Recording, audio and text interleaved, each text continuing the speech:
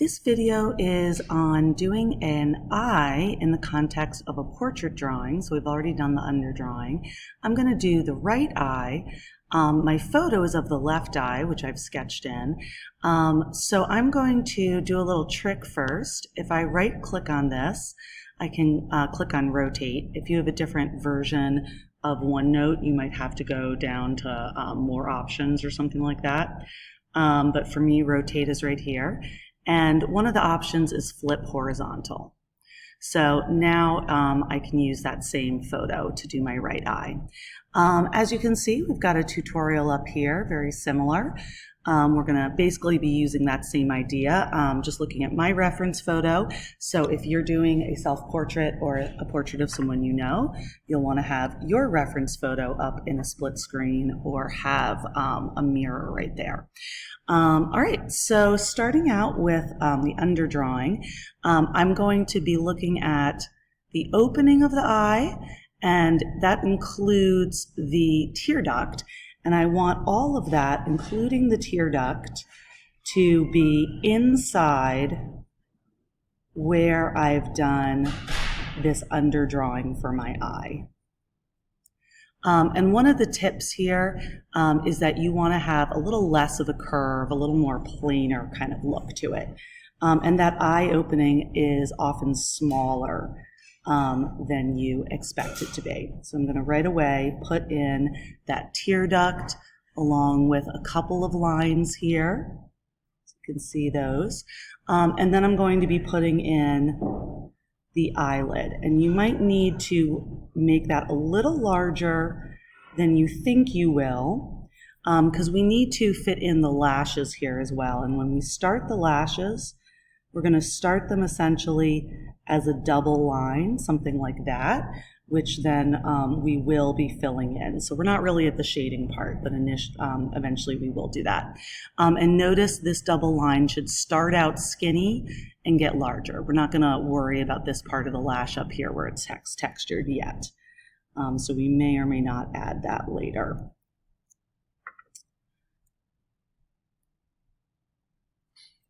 So just making sure that that starts out skinny. So I'm kind of shading that in a little bit so you can kind of see better what it is I'm doing with that. Then I'm going to go ahead and I'm going to draw in the iris, so the colored part of the eye. The iris is essentially a circle, and part of it would be underneath the eyelid. You want to draw more of it as if it's underneath the eyelid up here, and less or none of it so that it's underneath the lower lid. So it looks a little bit like it's kind of sitting on that lower lid. Then I'm going to go ahead and I'm going to draw in the pupil. And you may want to draw in the highlight of the pupil, overlapping that a little bit. And that's going to be kind of on the same side that it is over here. So everything else is going to be mirrored, but if your highlight is on the right here, then the highlight will also be on the right over here, and essentially the same shape. All right, let's see. We have kind of the brow in there a bit, but we're going to make it a little more specific. You do want to look at the amount of space here. So I would say, generally speaking, you have room to fit about another eye here. For some people, that may be a little bit less. So in this example, it's a little bit less than that eye looks like. For some people, it may be just slightly larger than their actual eye. So look at the space there. This line will attach to your eyebrow, and then drawing in the shape, we have kind of this initial sort of intro part. The middle part, which is kind of like a thick line, mine is almost angling down a little bit. Yours may be straight or maybe angling up the other way. And then that's going to come to right over here at about the very end of the eye. And then you're going to have this angled part, the end of the eyebrow, where it angles back down. So this part is the arch of the eyebrow. And you want to make sure that there's, again, plenty of space here and creates kind of an angle there. Let's see, so then underneath the eye, we're going to have the eyelid. We've got sort of the rim of the eyelid here, so you can draw that in. I might have to widen this just slightly because the rim will be on the inside. So now I kind of have a double line there. And again, really looking at what this looks like. So opening up to here.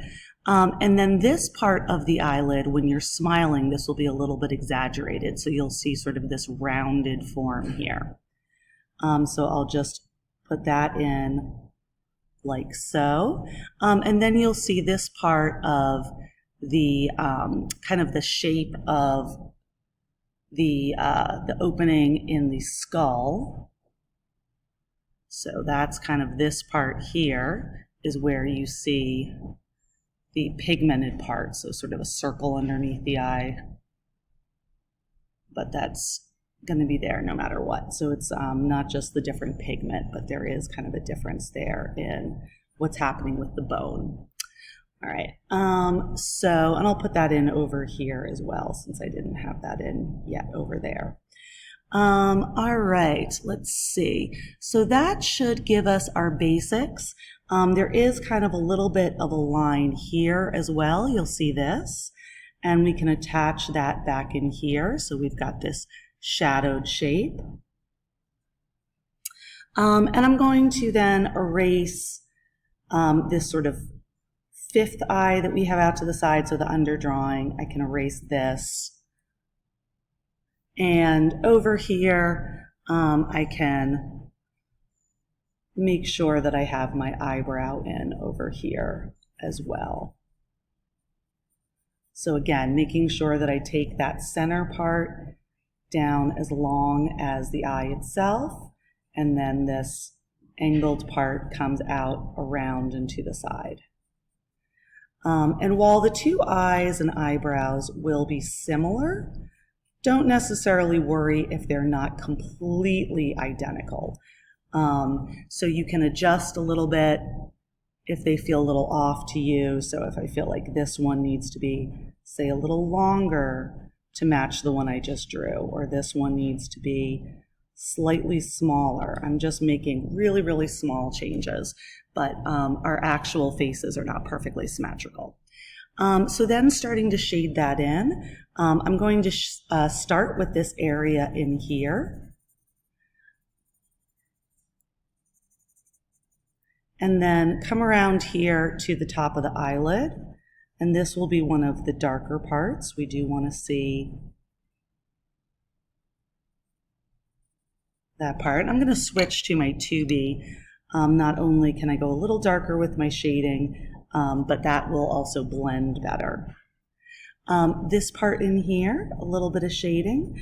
Notice how I'm not making this line super, super clear. If it's a really clear line, you can actually even erase that, but I might have a little bit of a darkening of the shadow right there. So a lot of these lines that we did, you won't want to see the actual line, but you're just going to kind of make it a soft edge there, so a shadow there. So that shadow will continue and get lighter. We're going to leave this area white, so just a little bit of a gradation here, a little bit more of a shadow here, and extending out to the eyebrow, as well as down below a little bit. So I left that center white. We're going to have a highlight there. For the eyebrow, we're going to shade that in, just like in this tutorial. But before we do that, I'm going to erase the outline, because eyebrows, like shadows, do not have really hard, clean, crisp edges. So you just want to know where that outline is, but you don't want it to stand out. So I want to make sure you guys can kind of see that for the tutorial, but you could even erase that a little bit more so you can just barely see where you had that. And then I'm going to shade it in. I'm going to follow the direction that the hairs will go in. So right here, they would even go straight up, but my eyebrows are a little, trimmed down. So if you have your eyebrows starting here, it might go straight up and down. and then starting to angle over, and more so, and then more so as we go over. So mine kind of starts angling just a little bit. And notice how I'm angling more and more over. You can do those as lines or sort of a little more continuous. By the time it gets to that arch in the brow, it's kind of laying down, and then it's angling the other way. So, and again, notice we've got plenty of space there. So I'll go back later and add more texture to that to make it look more like hair. All right, continuing on this, we are going to shade the eyelid. You know what, I haven't done the center part of the eye, so let's do the pupil. That'll be the darkest area. You could even use a darker pencil. For the iris, shading that in, and at the top it might be even a little bit darker where it's shadowed by the eyelid. So the eyelid is coming on top of the eyeball, like so, like you can see in this picture. It's actually creating a shadow on the eyeball. If you have a darker eye, or the person you're drawing has a darker eye, this can be even darker. It is already pretty dark, even with my reference where I have blue-gray eyes. But if you have brown eyes or black eyes, it'll almost match the pupil, and that's fine. Taking care to leave that highlight in there. The lash area, again, that can be fairly dark.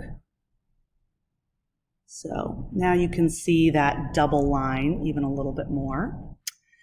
And I'm going to even shade this white of the eye. So this part here, we can see the tear duct is a little bit darker. Even the white of the eye, and you want to make sure you still have these lines here. I see two lines.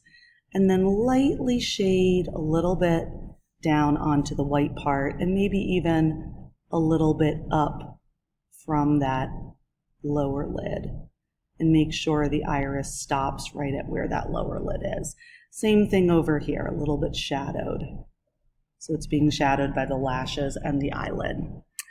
Then on this part of the upper eyelid, again, we have this line here. We have a little bit of light shading out here, and then getting darker up here where we have that crease. You want to make sure that's a line. Shading a little bit along the lashes, leaving a little bit of highlight again here in the center area, and shading more down over here. The inside of the lower lid might have a little bit of a highlight. Mine doesn't really need to be shaded from what it is. And then I'll shade a little bit down on here. So this is like the rim of the cylinder. So when you're doing the eyelid, it's like drawing, if you had in class the cylinder drawings where we had that flat top of the cylinder, like so, and then the front part. So that's the same thing we have going on here. So flat top equals that inner lid, and then the front part of the cylinder. That's going to be like this lower lid. So I'll shade down a little bit from that, and a little bit over here. I have a little bit of an underdrawing still there that I don't really need, so I'll get rid of that. And then I'm shading up from this line. Again, if this is a really hard line, you might even erase that a little bit. We don't want to see it as a hard line. We're just going to turn that into a soft shadow instead. And then from this line, again, we don't want to see this as a hard line, so you might need to erase a little bit, but we're going to shade along that line.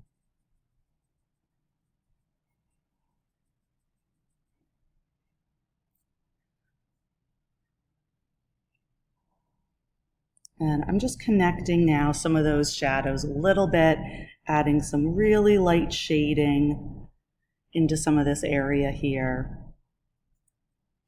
And now I'm going to go ahead and I'm going to get my blending tool. So our blending tool just being our paper towel, just a small piece that I'm just folding up in half, in half, in half, in half, till it gets pretty thick and I can't really fold it more than one more time. So it's basically a square, then I'm just going to fold it into a triangle. So that'll make it nice and pointy. So if you have a store-bought tortillon, of course you can use that. All right, and then I'm going to be blending this. I can even make this a soft line here. So I didn't shade that as much in this tutorial because I had done the nose. But if you haven't done the nose yet, you would have that line of the nose connecting up to the brow. So again, that's another area that we would shade along. So if it started out as just a line there, you would almost erase that line and then kind of shade like this along that. So since I didn't really do that as much as in this tutorial, so that would go all the way down and connect here. All right. So that can be kind of soft, in other words. So you can see there's not like a hard edge there. So I can shade going over that edge.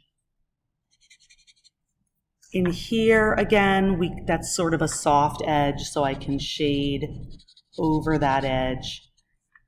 In here, I don't want to shade over this part. I don't want to shade over this part. I want to create this upper part and then this eyelid separately because I do want a crisp, hard edge or line there. If this blending is taking over too much, I might have to then erase back out because I don't want to lose that highlight there. So let's say there's a little too much. I would go back in lightly with my eraser. I'm making essentially hatch lines in white there. Make sure if I need to blend that again, I can fold my tortillon so that it's in a different part, my blending tool. Make sure it's clean, otherwise you're just going to get it dark again. I'm going to blend here. So again, I want this to be a soft edge. Once you do the side plane of the nose, which in this example I've already done, these can kind of blend right into each other.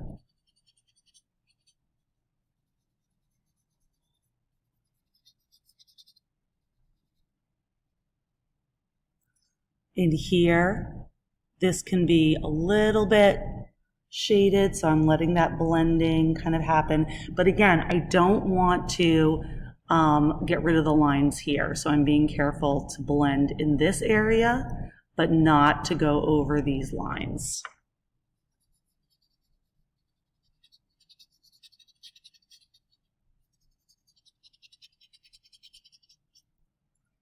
So everything can kind of smush together except for the eye itself.